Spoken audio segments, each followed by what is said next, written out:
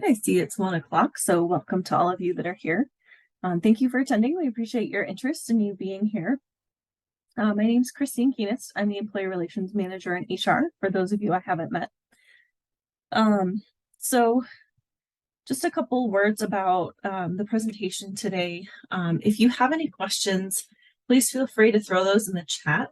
I will get to the questions at the end, so I'm happy to answer any questions that you have, and you're welcome to just type them in as they occur to you as I'm talking. No need to wait till the end to type anything. So just throw it in as you're thinking about it, and I will get to it at the end. And then I'll share my slides. I think we have about 15 to 20 minutes, and then I left some time for questions at the end. So this should be a fairly quick webinar to hopefully get you some really good information. So with that, I will jump into sharing my slides. So we called this TIPS because any of you who are familiar with union organizing in the private sector, it's a training that is given to supervisors because it's sort of the do's and don'ts of what to say, how to act around employees who are organizing, talking about organizing, showing interest in it, things like that. So this really has two purposes. One is to support leaders in appropriately responding to employees who are discussing union organizing or having union organizing meetings, things like that. So we want to give all of you supervisors some information and support so you don't unintentionally step into something messy. And then secondly, we really wanted to make this available to all employees, partially just for transparency's sake, so that you can see what information is being shared, and so that everyone has the same information. But then we also wanted to make sure that employees understand how to sort of appropriately interact when these discussions are taking place. It's always hard when people have different opinions and, especially around sort of emotionally charged issues like politics or union organizing or things like that.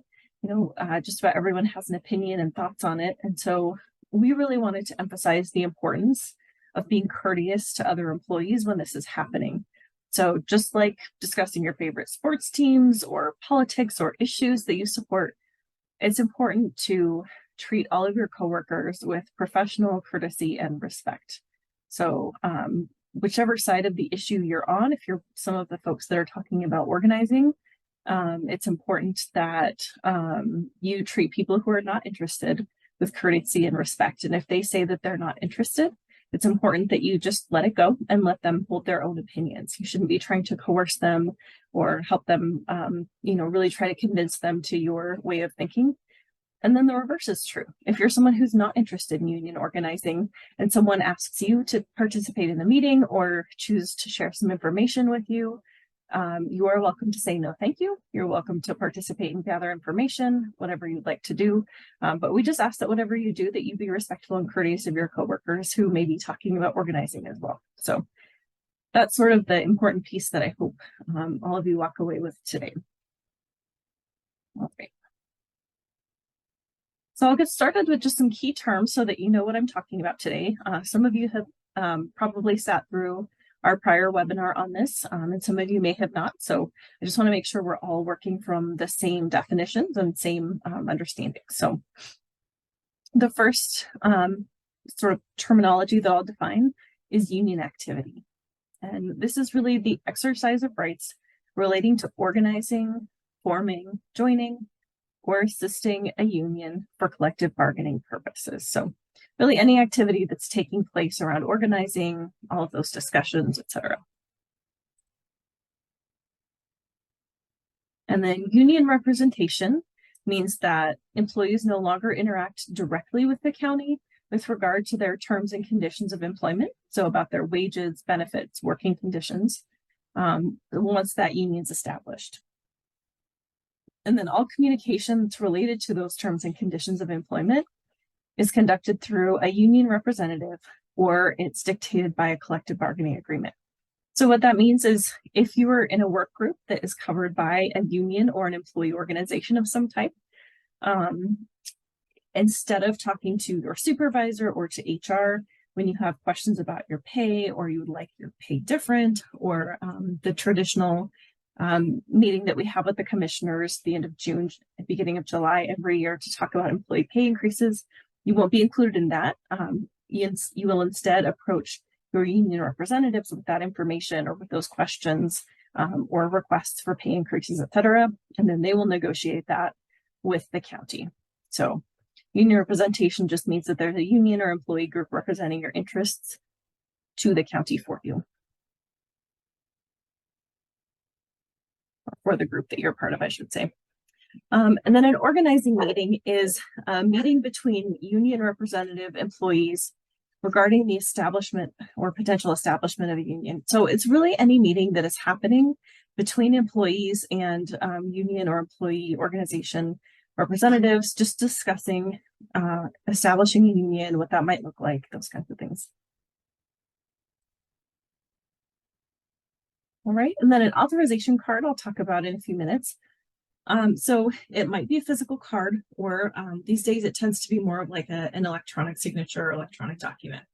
It's really any type of document that's signed by an employee indicating that they have an interest in joining a union and then having that union negotiate their terms and conditions of employment on their behalf. So with a union authorization card, the union is looking for 30% of employees in that potentially represented group to sign off on a union authorization card, indicating their interest.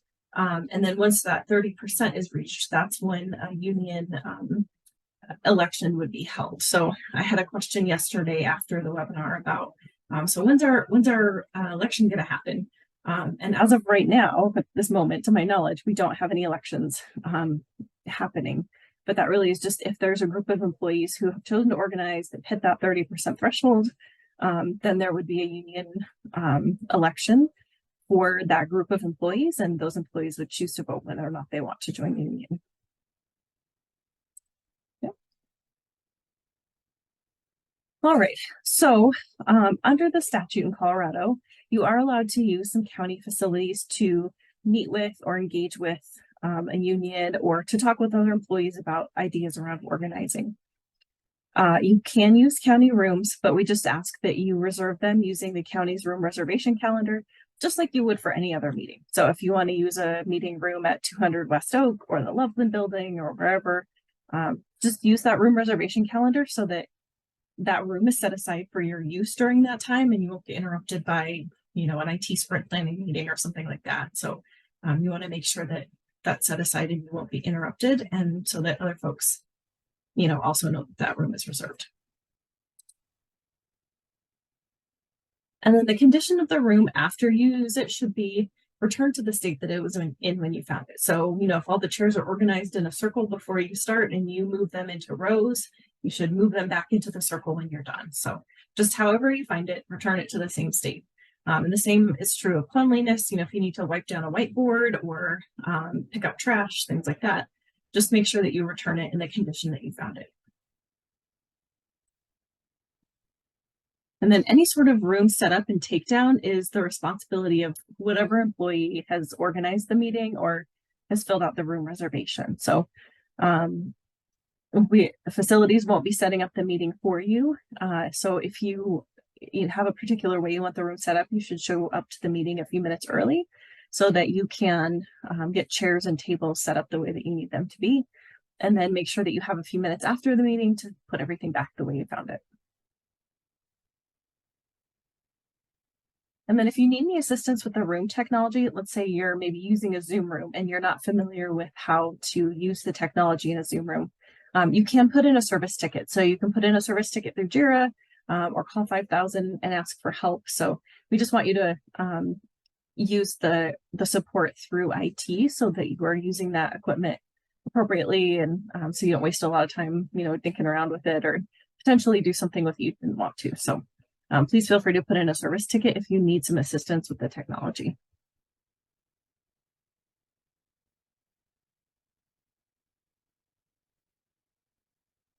And then county technology and resources like the internet, computers, email, any of those things, Zoom as well, can be used for union activities. So similar to your personal use, you can use your email to send personal emails.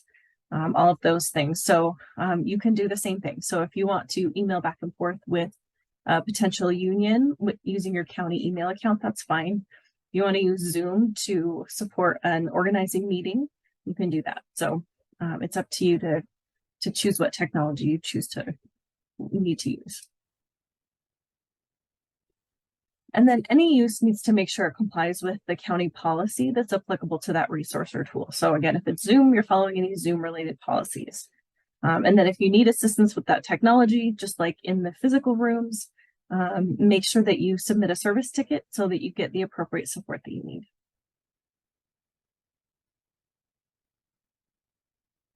All right, so we'll get into the actual TIPS material. And TIPS is an acronym with different words to sort of remind supervisors of what behavior to avoid. And so the T in TIPS stands for threats, and that is defined as any threats or coercion by supervisors and managers. And it means that they're prohibited. So I have a few examples of each one that I'll give you. So under threats, an example of that is telling employees that the county would take some type of negative action only an employer can take. For example, telling employees, hey, if you vote for the union, we're going to close the midpoint office, for example. Or, oh, we're not going to offer that service to the public any longer if you vote for a union. So it really is just making a threat to those employees like, hey, if you join a union, watch out. We might do something that you wouldn't like as a result.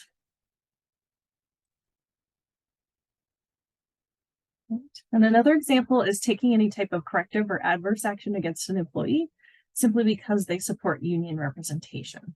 So supervisors shouldn't be looking to discipline an employee just because they may be supporting a union or indicating interest in a union, things like that. None of that should be happening.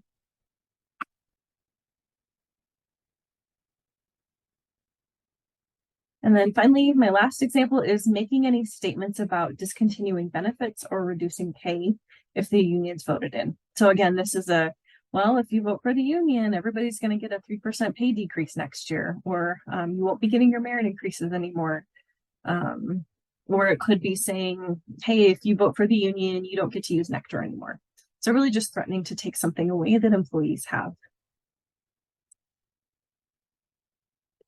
And then the I in TIP stands for interrogation.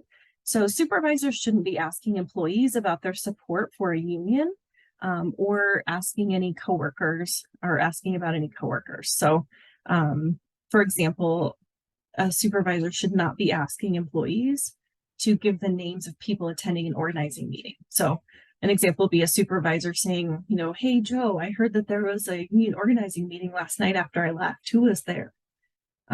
That's really not permissible, and supervisors should not be doing that.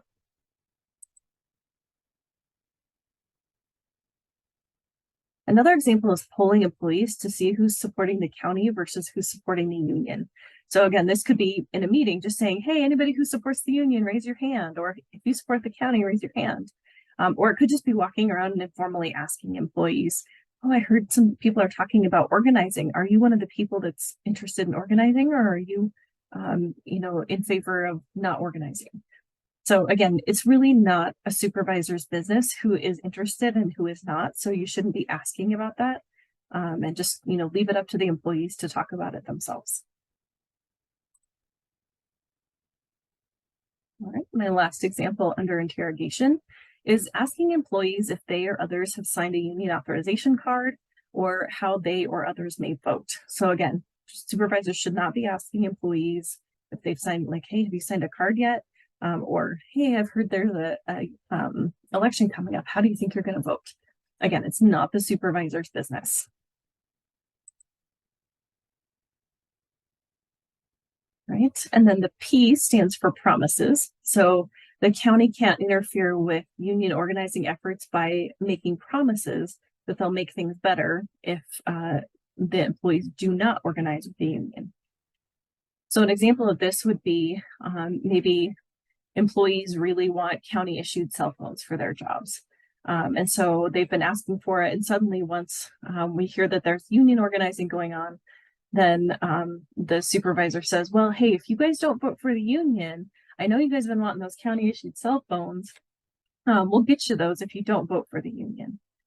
That would be an example of impermissible promises.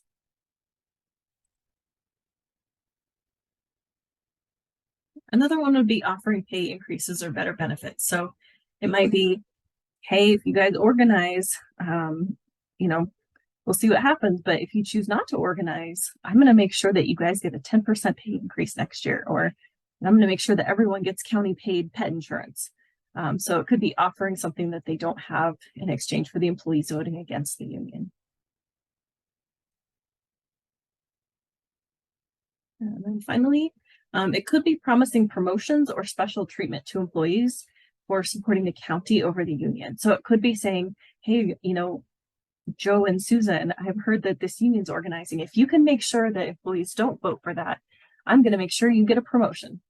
Or it could be promising special treatment to employees. So it could be saying, hey, if you guys don't vote for the union, I'm going to make sure you get off 2 hours early every Friday.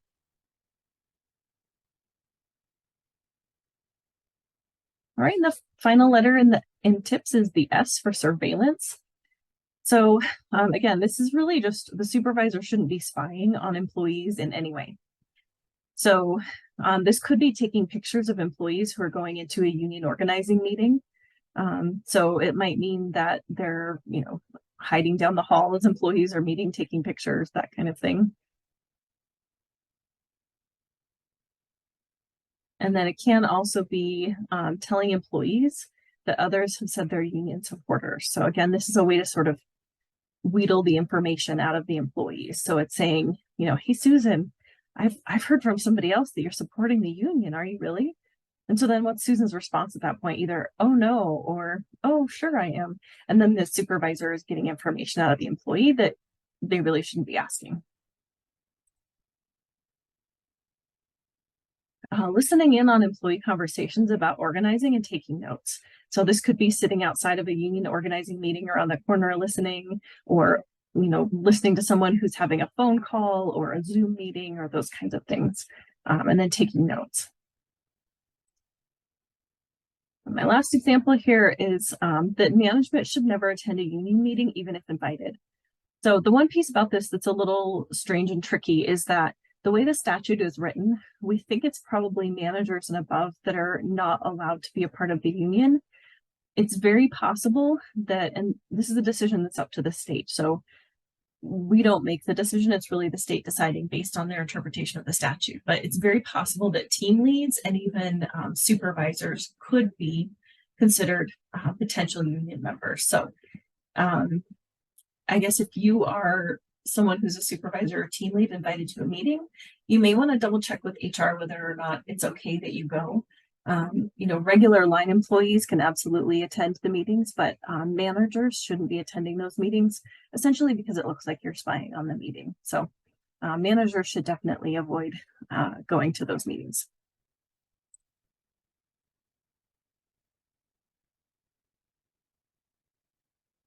All right, so that's sort of what I have for you. So again, please type your questions into the chat if you have them so I can answer them. You're also welcome to reach out to me directly afterward, and I'm happy to answer any questions if you're not comfortable putting them in the chat. So what I would just share and encourage all of you to do is just be courteous to your coworkers as they're talking about whether or not they support a union. And if someone says they're not interested, leave them alone. And then if someone is asking you to join a union and you're not interested and you've said no thanks, they continue to bother you, please reach out to us in HR because we don't want people being bullied either direction. So if someone is bullying you one way or another, being really coercive, again, please let us know in HR so that we can do something about that, because we don't want people being really obnoxious and really pushing things with people who have asked not to be bothered either way. So that's mostly what I have for you. Right here, I just have some contact information for those of us that you can reach out to. So Bridget Paris, our HR director, and then me, and then Sarah Witherell, our senior HR generalist. We have all been working on some of the collective bargaining and compliance with that. So please feel free to talk to any of us, or you're also welcome to reach out to your HR generalist if you have questions or need help or support. So that is what I have for you. I'm not seeing any questions in the chat, but I will give you all a few moments to kind of pull your thoughts together and type in case you have a question. And then if there are none, I will go ahead and log us off. So I'll give it just a few minutes right here.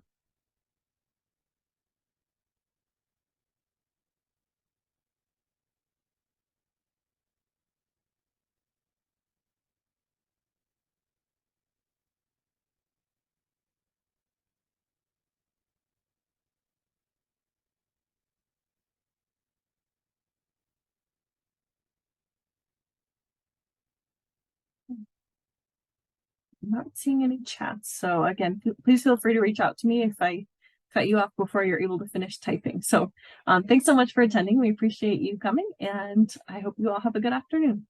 Bye.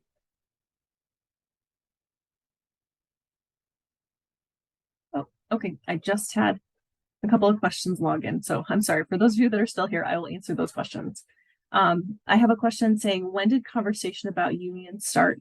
So last year in 2022, Colorado passed a bill authorizing county employees to organize if they are interested. So that's ultimately sort of when those conversations started. The bill was passed last year. As of July 1st of this year, employees are allowed to organize. And so county employees are allowed to organize. So there may be conversations going on. I'm not privy to any of those conversations, but there may be and probably are employees talking to each other about organizing, which is fine. But that's kind of where all that came from. And then I have a question about how do we know who our generalist is? You can go to larimer.org/HR, and then there should be a link to find your generalist on there, or you're welcome to reach out to me and tell me which department you work in, and I will send you to your generalist, whoever your assigned generalist is. So they're all assigned by department. With that, I will close this out. So thank you all so much and have a good afternoon.